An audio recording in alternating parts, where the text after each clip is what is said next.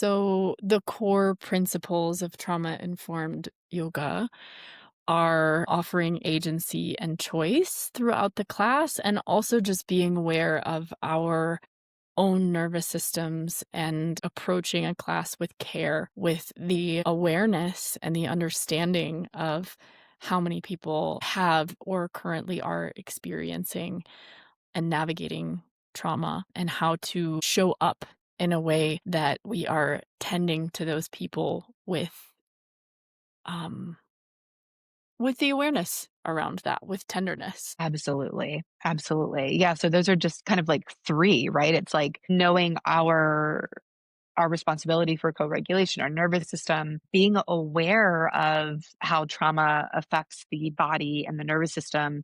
And sometimes that does take some self-study, right? Or study on its own, like how, I recommend yoga teachers to study trauma and how it affects the body so that you can understand how people might be showing up with this inability to feel present and how we can help them increase that ability. So, yeah, it's really important to understand the physiology of trauma, how the nervous system is shaped by it. Also, as you mentioned, like the choice and the agency, reminding students and clients and participants of their choice and agency multiple times throughout the class. So, yeah, those are 3 of the core concepts. Of course, there is more to it. I think, another really big piece of it is cultivating an environment of safety.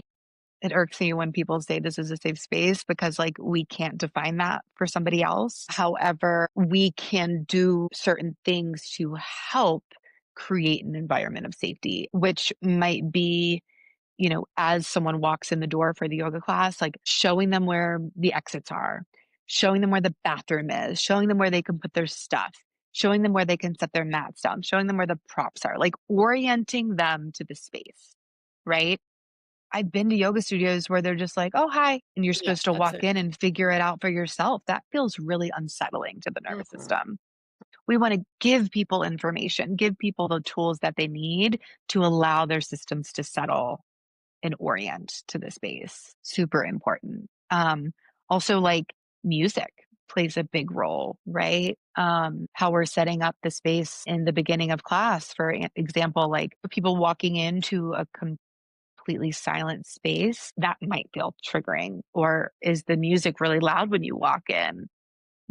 I prefer, I think it's most settling. It might not be for everybody, of course. I think one thing we have to be considerate of is like what works for one person might not work for another. So we kind of have to like give ourselves grace and just do what we can to make the space quote unquote safe. But for me, it's playing meditative music without lyrics, music that could potentially be soothing to the nervous system with a low BPM, lower beats per minute, lower tempo. And, how is the lighting? Is it really, really bright? That might be overstimulating. Is it too dark? That might be triggering, right? Can we keep the lights at a medium level? Can we minimize scents in the studio so it isn't overwhelming for folks? Because scent is actually can be a trigger for people because the nerve between the nose and the brainstem is actually the shortest cranial nerve.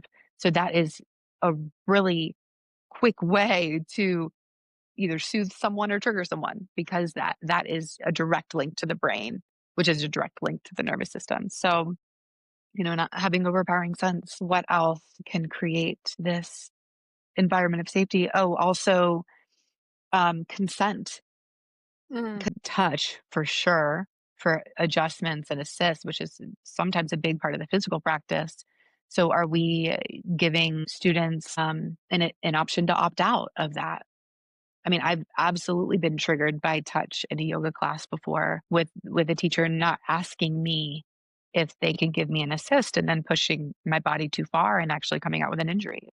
Yeah, yeah. So I've heard so many stories of Many that, people which is have. just Yeah, really sad. So, not to mention touch is often, can sometimes be part of someone's traumatic event. So, right. absolutely, we have to be conscious of that.